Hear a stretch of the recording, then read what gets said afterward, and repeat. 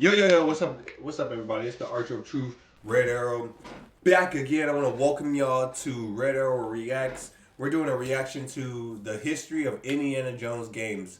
The only Indiana Jones games I know, apparently there's more. There's probably like the 2-bits type games, because they was making out of the 2-bit character type styles. They was doing that with every game. Because apparently Power Rangers coming out tomorrow, the 2-bit. It's the same style of the Power Ranger game that's coming out tomorrow on Game Pass for Xbox, but I think it's been out already for PS5 and Nintendo Switch, but it's coming to Game Pass for Xbox users, which is so cool. The same for Indiana Jones. Indiana Jones is coming out today on Game Pass. Oh no, it came out yesterday. It came out today. Today it came out. So I'll be having some gameplay up probably either Tuesday or Wednesday. But the Power Ranger game, it's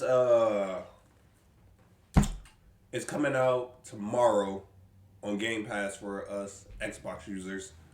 But the play style and the art style is just like the TMNT's game that just came out recently. But yeah, we're doing a reaction to the Indiana Jones games, and the only Indiana Jones games I know is the one on the Lego ones.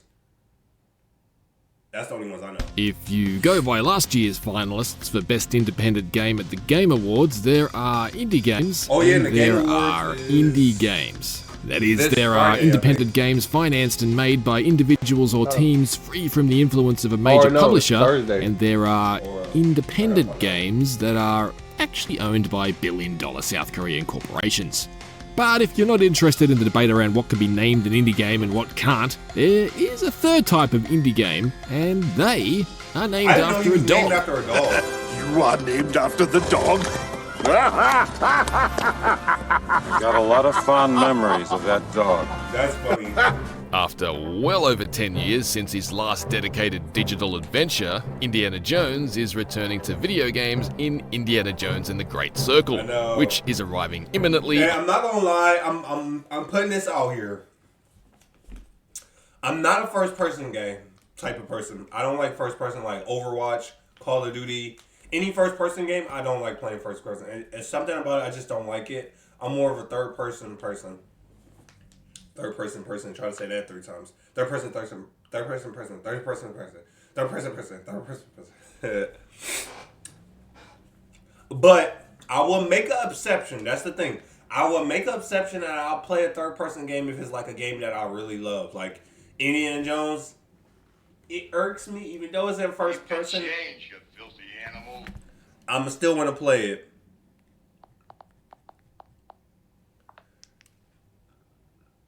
Gotta turn my notifications off. Now, that I'll make an exception for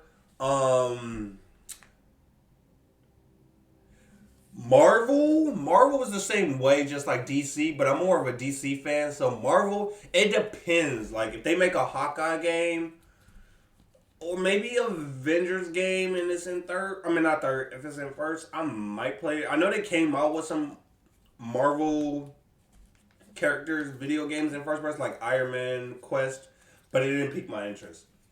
Now, DC wise, if they do that with DC, which they had did that with Batman Arkham Shadows on MetaQuest, I'm gonna play it. Even though it's in third, I mean, or not third, even though it's in first person, I'm still gonna play it because I'm a DC fan. And then it's the same for vampires too, which they're coming out with the Masquerade Bloodlines 2 that was supposed to come out this year, but they delayed it to next year. Even though it's in first person, I still want to play it. Them the only ones I'll make an exception to. Any other ones, no. On PC, Xbox, and Game Pass. But how did we get here? Well, Indiana Jones games may have otherwise dried up over the past decade and change, but before that, the good Dr. Jones's video game history dates back over 40 years. So, kick back as we dust off some antique hardware and whip through the history of Indiana Jones games. Can I do the music? No? You guys Let's are the sing it, worst. everybody. Let's hear it.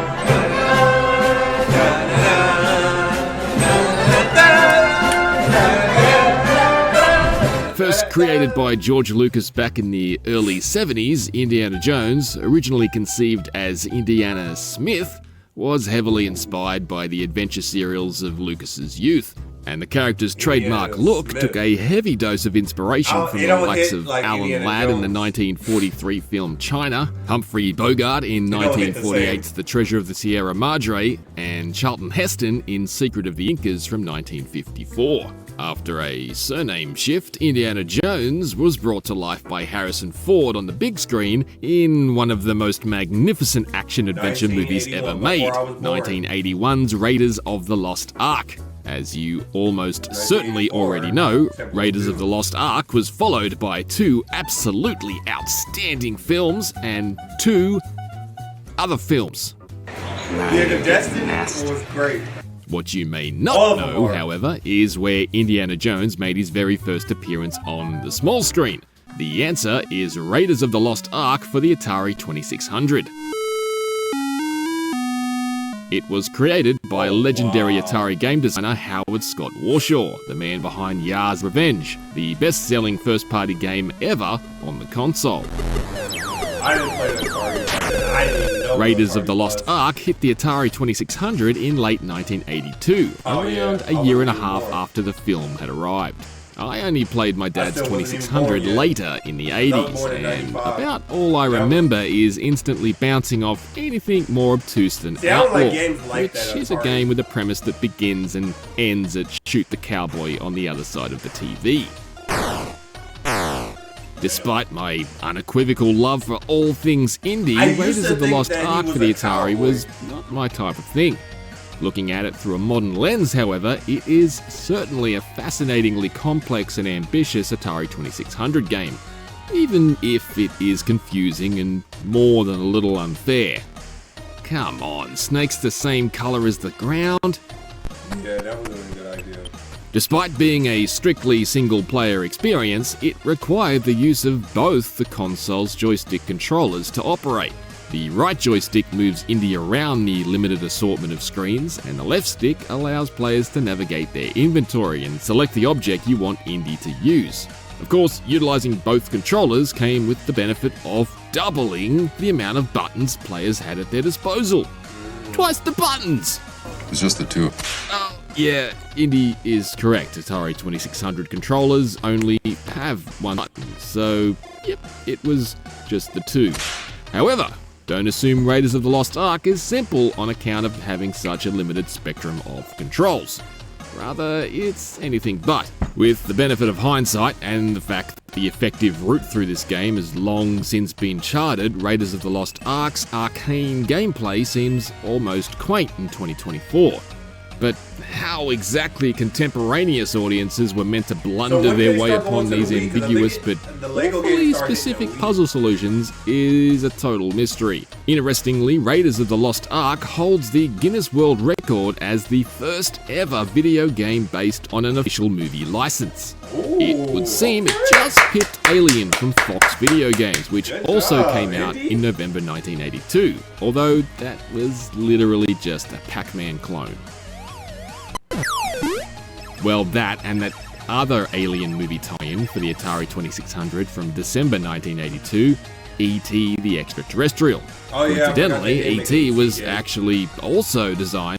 I forgot they did make an E.T. game and a lot of games. A lot of games back then they made by Howard Scott Warshaw at the request of Steven Spielberg himself, no less, though he only had 5 weeks to make it. Of course, that's a story for a different documentary. Look at this. It's worthless. $10 from a vendor in the street. But I take it, I bury it in the sand for 1,000 years, it becomes priceless.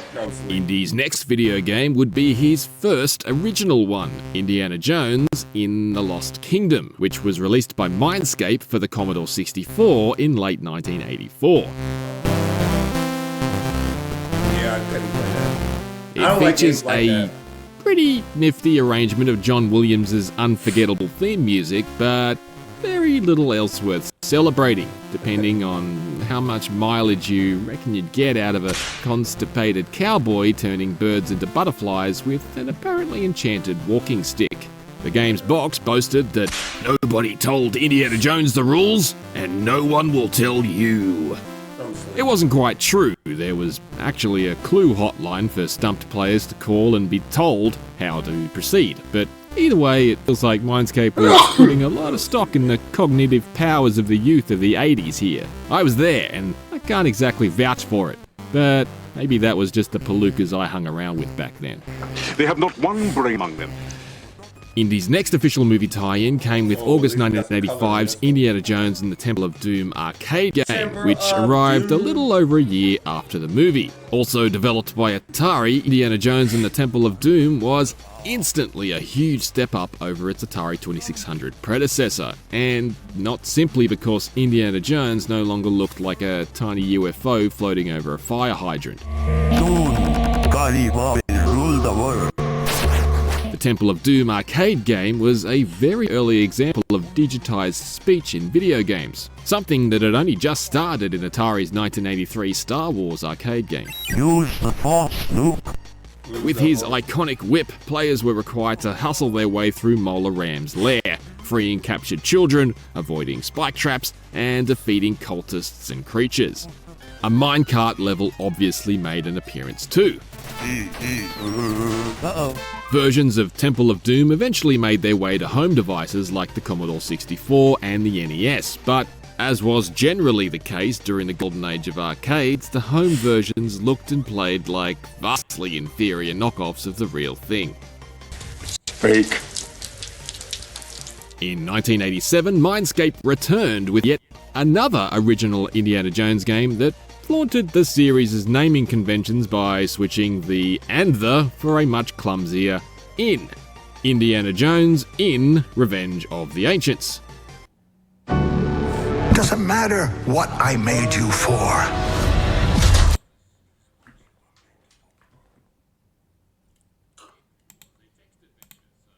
It wasn't just going back in time for Indy's story matter, it was going back in time for its game design too. Want to hear about it? Not at all. Well, good, because that brings us to quite a busy little period for Indiana Jones games, kicking off around the 1989 release of Indiana Jones and the Last Crusade, which is, frankly, the most perfect movie ever made, and no, I won't be taking any questions. Are you sure? Pretty sure. Indiana Jones and the Last Crusade actually inspired 3 separate games released between 1989 and the early 90s. One of those was Indiana Jones and the Last Crusade, the action game, first published on PCs in 1989 by Lucasfilm Games. I ain't gonna lie, I kind of want.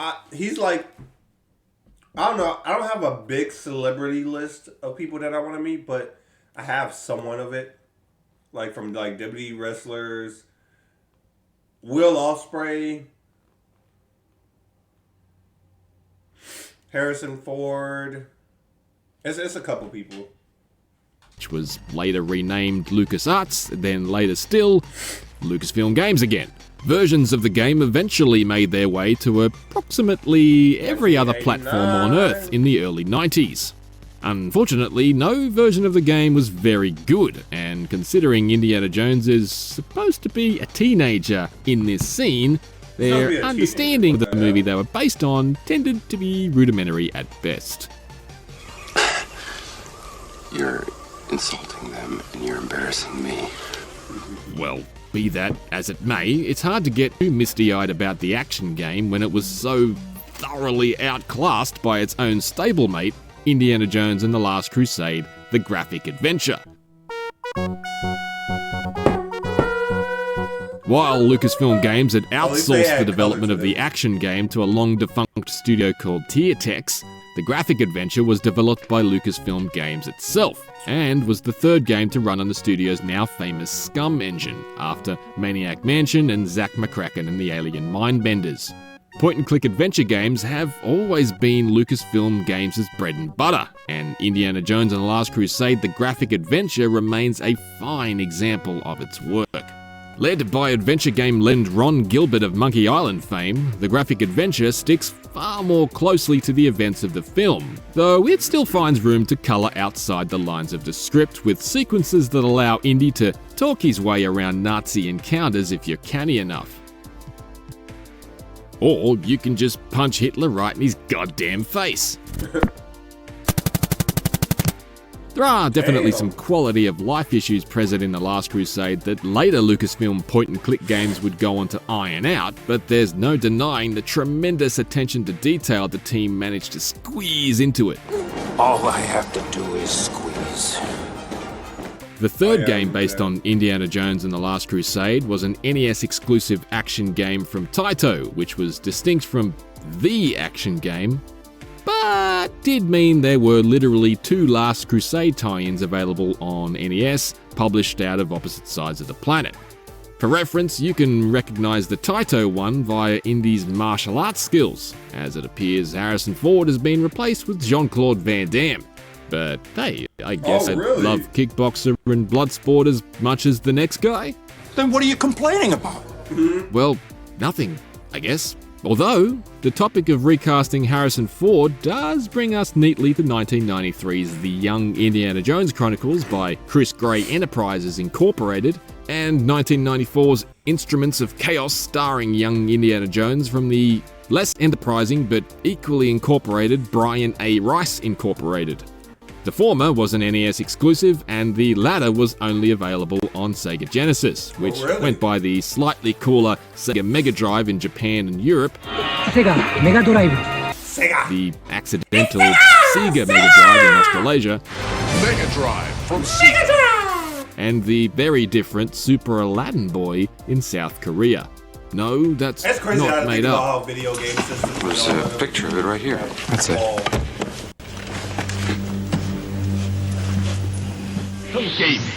Aladdin Boy!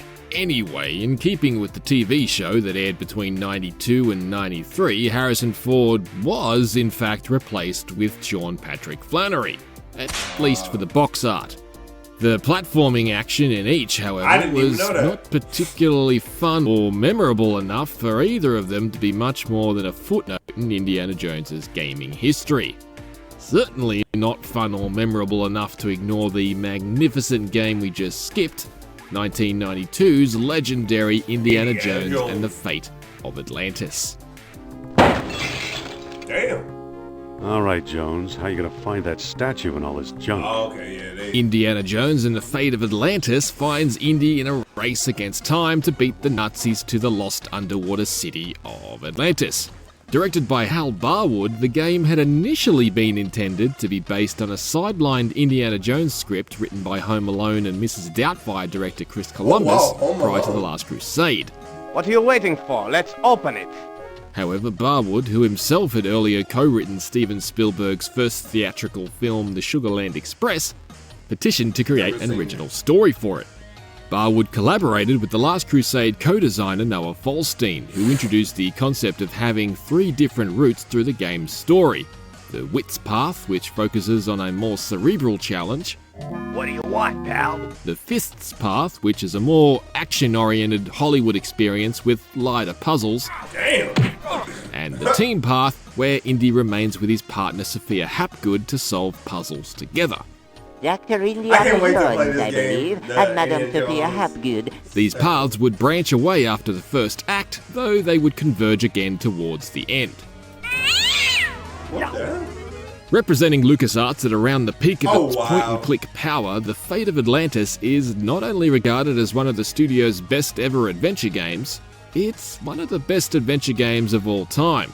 That said, it's hard to say whether it would have been the same smash hit with the name the suits reportedly wanted to give it, which was simply Indy's Next Adventure. Hey, what happened? You don't look very happy. Fools. Bureaucratic What'd fools. they say? They don't know what they've got there. As with The Last Crusade, LucasArts simultaneously published an entirely redundant second version of The Fate of Atlantis, Indiana Jones and the Fate of Atlantis, the action game, which was developed by Attention to Detail slightly before it briefly hit the big time with the futuristic roll cage racing series. With its isometric view and its finicky and frankly awful controls, Fate of Atlantis, the action game, was actually a far poorer action game than the platformers that had preceded it. A CD version of the graphic adventure arrived in 1993 with full voice acting, but unfortunately a planned follow-up called Indiana Jones and the Iron Phoenix was cancelled. Maybe the Atlanteans didn't like tourists. Although that game's story was still actually published. Where? Well, nobody knows where or when. Yeah, we do. It was published in a limited Dark Horse comics series from December 1994 to March 1995. Keep up, Indy. Anyway, while Indiana Jones's graphic adventures were wrapping up on PC, Super NES owners were in for one final taste of Indiana Jones's greatest adventures in Indiana Jones's Greatest Adventures. Released in late 1994 in North America and mid-1995 in Japan and PAL territories, Indiana Jones's Greatest Adventures is a Super Star Wars style side-scroller that encompasses the events of all three original films. Developed by Factor 5, which would go on to develop a string of Star Wars games with LucasArts, including the Rogue Squadron series, Indiana Jones's Greatest Adventures features a horde of familiar locations from the movies, some seriously impressive Mode 7 sequences to break up the platforming action, and well-balanced combat split between Indy's whip, pistol, and grenades. Sure, it was harder than a woodpecker's lips, and sure, it took a few detours to accommodate some genre-typical boss battles, particularly since Indiana Jones villains in the films have a habit of literally killing themselves, but Indiana Jones's Greatest Adventures is a much-loved segment of the Indiana Jones gaming tapestry. Tapestries? Dear me, the man is dense. This is a castle, isn't it? There are tapestries. This is a castle. And we have many tapestries. And if you are a Scottish lord, then I am Mickey Mouse. What? How dare he? Less beloved was the peculiar 1996 PC game Indiana Jones and His Desktop Adventures, which was led by Fate of Atlantis creator Hal Barwood, but was an entirely different sort of adventure game. With its budget price and retro RPG aesthetic, even for the mid-90s, Desktop Adventures was officially designed for a more casual audience to idly play in windowed mode while they were doing other tasks, and its procedurally generated approach promised literally billions of possible games, as per an enthusiastic claim on the game's box art. One mission even had Indy retrieving the head of C-3PO, a cute Easter egg that was later re-referenced in 2008's LEGO Indiana Jones The Original Adventures. Well,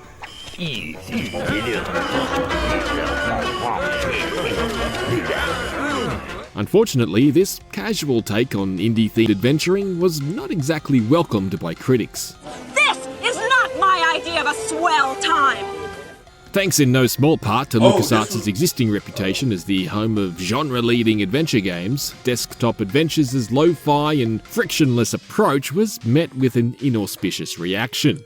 It also probably didn't help that 1996 also saw the debut of Tomb Raider, a 3D adventure more cutting-edge than Lara Croft's Tank Top. Though she was certainly inspired by Indiana Jones, Lara rapidly rose to become a certified cultural icon. I feel like eventually we will get that. That is crazy. We haven't got a cameo or like a crossover between like Indiana Jones, Tomb Raider, or National Treasure. I think it is with Nathan. That would be so cool to get like a crossover. Herself. Indiana Jones now had some archaeological competition, and she was more than happy to muscle Indiana out of the equation. Indeed, 1999's Tomb Raider The Last Revelation even had an Easter egg of Indiana Jones's skeleton, complete with a fedora and a whip. No way! Those people are trying to kill him! I know, Dad! It's a new experience for me. It happens to me all the time. Indiana Jones finally entered the third dimension himself in 1999's Indiana Jones and the Infernal Machine for PC, which, coincidentally enough, is about an ancient Babylonian device that facilitates interdimensional travel. Where are the priceless artifacts? The gilded idols? the crowns of kings. Again directed by Hal Barwood, The Infernal Machine is a third-person action adventure heavily informed by Core's early Tomb Raider games. Doesn't matter what I made you for. Run, jump, pull blocks, push blocks. Lara may have begun life as an Indy imitator, but now Indy was looking at Lara and copying her every move. Look what I found. Puzzles weren't particularly taxing, though performing them sometimes was, with the somewhat cumbersome controls. That thing looks whippable. Set in 1947, the Infernal Machine benched the series' normal Nazi baddies in favour of Soviets instead, who are intent on harnessing the power of the titular Infernal Machine and its interdimensional properties for an edge in the quickly escalating Cold War. It did, however, bring back Sophia Hapgood from the Fate of Atlantis, which was a neat touch. Hello, Indy. Been a while. The Infernal Machine was initially set to receive a PlayStation port, but it was cancelled. An N64 version did make it into the wild in 2000, albeit exclusively in the US, and it was only available to purchase via the LucasArts company store or purchase and rent from Blockbuster. You know, the stores that used to let you borrow games for a small fee before that beautiful concept was sacrificed in order to let people stream Is It Cake directly to their phones. This is a cake. What? The N64 version was supposed to make its way to PAL territories, but after numerous delays, that was eventually cancelled. There was also a top-down handheld version of Infernal Machine released in 2001, although it unfortunately arrived on the Game Boy Color just as the Game Boy Advance was arriving to replace the Game Boy Color. That belongs in a museum! So do you! Who remembers? Indy. Who remembers the Game Boy, bro? Let me know in the comments below. Who remember like having a Game Boy? Cause I had 3 Game Boys. I had the Game Boy Color. I had 2 versions of the Game Boy Color. I had the silver one, and the blue one, and then I had the Game Boy. Cause them was the Game Boy Advance. No, was it? I can't remember. No, I think them was the Game Boy Colors. The Game Boy Advance was the one I had was the oval shaped one, which was purple. Who remembers that one? I had that one, the 2 Game Boy Advance, and then I had the old Game Boy, which was the rectangle one. Who remembers that one where you had to put the cartridges in? I don't even think I have any of them besides the Game Boy Advance, but that one got I think it got broken because the back button started messing up. But I definitely want to collect them 3 again, like a Game Boy Advance. I want to get the purple one, the rectangle one, and then I want to get some of the Pokemon games. Like, you remember Pikachu? I forget. Let me know in the comments too. Which Pokemon game is that? I think that was Pokemon. I cannot think. The one with Pikachu on the cover of it. His next adventure came in 2003, courtesy of The Collective, a team fresh off 2002's Xbox exclusive Buffy the Vampire Slayer. Oh, is that a Buffy game? Taking place in 1935, oh, wow. Indiana Jones and the Emperor's Tomb was actually a prequel to Indiana Jones and the Temple of Doom. Arriving first on the original Xbox, then PC, then several months later on PS2, The Emperor's Tomb remained relatively Tomb Raider adjacent, but it dialed back the brain teasers and block puzzles in favour of lever hunting and light platforming. The Emperor's Tomb was also considerably more combat oriented, with a brawling system borrowed directly from Buffy and the ability to use items lying around the world as weapons, including chairs and broken table legs. The Emperor's Tomb had all the core ingredients of a robust indie adventure, including magnificent music, nefarious Nazis, and a typically powerful ancient artifact the Nazis want. In this case, the Heart of the Dragon, a perfect black pearl legend says can control the hearts of men. However, it also packed a few surprises, including an appearance by an enormous dragon and a showdown with a huge kraken. And here I was, thinking the only kraken involved in Indy was the sound his whip made. Yeah. Although I guess he also certainly doesn't mind cracking onto the ladies as well.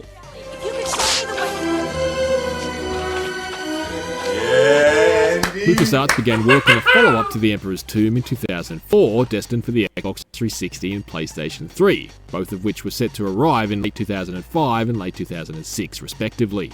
Fans were treated to a first glimpse of the game in a quirky, tech-focused teaser trailer which LucasArts used to illustrate some of the advancements it was promising under the hood. It was actually a first look at the animation middleware Euphoria, the biomechanical AI that would go on to hit the big time in 2008's Grand Theft Auto 4. Wow. Sadly, work on the much-anticipated project faltered, and the game missed its planned 2007 release. Wow. To make matters worse for LucasArts, Naughty Dog had also decided to join them in the archaeological arena, with November 2007's Uncharted Drake's Fortune for PlayStation 3, the first outing for the now iconic PlayStation hero Nathan Drake. So that could have been a competitor. He was good. He was very, very good. Work on the Xbox 360 and PlayStation 3 Indiana Jones project continued for a time, and in the interim, LEGO Indiana Jones The Original Adventures from Traveller's Tales arrived in June 2008, just after the arrival of Indiana Jones and the Kingdom of the Crystal Skull in cinemas. I remember that. A whimsical and family-friendly tour of the first 3 films in the series, LEGO Indiana Jones didn't stray far from the successful... I never got a chance to play it on a Wii. Eventually, when I get a Wii, I'm definitely going to play that. My Sims, probably some of the Star Wars. Formula Traveller's Tales established with its brick-busting LEGO Star Wars games, but it didn't really... I played the LEGO games on... Doesn't matter what I made you for. Yes. Oh, damn. Doesn't matter what I made you for. This is... of Indiana Jones. Doesn't matter what I made you for. This is... Jones and the Kingdom of the Crystal Skull in cinemas. A whimsical and family-friendly tour of the first 3 films in the series, LEGO Indiana Jones didn't stray far from the successful formula Traveller's Tales established with its brick-busting LEGO Star Wars games, but it didn't really have to, as evident from the dozen or so licensed LEGO games that have followed over the last decade and a half. With a great sense of imagination and a huge list of playable characters, LEGO Indiana Jones was certainly the most fun way to re-experience the original films in a virtual environment since Indiana Jones's Greatest Adventures for the Super NES back in 1994. Traveller's Tales released a quick-fire sequel in 2009 dubbed LEGO Indiana Jones 2 The Adventure Continues, which included new levels for the Kingdom of the Crystal Skull, but slightly poorer versions of the original trilogy. Boom! But back over at LucasArts, how were things going with its belated but bold new biomechanically driven baby? Our situation has not improved. Unfortunately, in early 2009, it was confirmed that LucasArts had permanently iced its Xbox 360 and PS3 Indiana Jones project, and the reportedly largely unfinished game would never see the light of day. LucasArts allowed its third-party partners to continue working on the PS2, PSP, DS and Wii version of the project, published in mid-2009 as Indiana Jones and the Staff of Kings. But the reception for an indie adventure on such superseded hardware was understandably tepid. What did the Staff of Kings get from IGN? 5. You know it, and I know it. Yeah. Released right in the heart of the motion control fad, the Staff of Kings was hamstrung by drastic overuse of waggle. Even the Wii exclusive co-op mode that paired Indy up with his dad was diabolically unfun. In fact, the general consensus was that the best thing about the Staff of Kings on Wii was that it came with Indiana Jones and the Fate of Atlantis embedded in it as a bonus. Well, that and the absolutely dead-on Sean Connery impersonation from Scottish actor Lewis MacLeod. Junior, we're in the middle of South America. But was this just an isolated misstep in the Indiana Jones gaming saga? One bad date before we return to the banquet? Bad news coming. Yeah, not really. Indiana Jones' next appearance was Indiana Jones Adventure World, a long-defunct Zynga game that was released in 2011 and shut down in 2012. It was on Facebook, presumably wedged somewhere between all the Minion memes and misinformation. Don't look right! Keep your eyes shut! Indiana Jones also made an appearance in Fortnite back in 2022 as one of its hundreds and hundreds of skins designed purely to keep Epic plush and parents poor. Indy was back in the games business after 10 long years. It just wasn't in a fun one. No fun! Play with you, no fun! Fortunately for fans of Indy's traditional single-player adventures, Indiana Jones is finally about to return in a proper game of his own. Indiana Jones and the Great Circle, a first-person action-adventure set between Raiders and the Last Crusade. We have top men working on it right now. Who? The answer is Machine Games, the studio behind the modern Wolfenstein series. And frankly, I can't think of a more perfect place for the world's most prestigious Nazi-punching professor to end up than the current home of one Mr. B.J. Blazkowicz. Nazis. I hate these guys. Hell, they've clearly got the Harrison Ford finger waggle down pat, so they've already convinced me. For more deep dives into the histories of long-running licensed video game franchises, check out IGN's look back at the terrifying and sometimes terrible history of Alien games, and our radical history of Teenage Mutant Ninja Turtles games. For everything else, head for the fireplace. Wait, no, I mean, for everything else, stick with IGN. Dad! Let me know your thoughts on the Indiana Jones game. Are y'all excited for the Great Circle? Are y'all playing it? I'm definitely about to play it. Because I'm an Indy fan for certain. Let me know which Indy game did y'all play. Because Lego Indiana Jones was my first Indiana Jones game. And it was so fun playing this. And now the Great Circle came out. It came out today. So make sure y'all download that if y'all are Xbox users. We get that shit for Game Pass. If you got Game Pass, we get that shit for free. For free. And then we get Power Rangers tomorrow for free. And then we just got Marvel Rivals for free. And it's good for us Xbox users, bruh. Let me know your thoughts in the comments.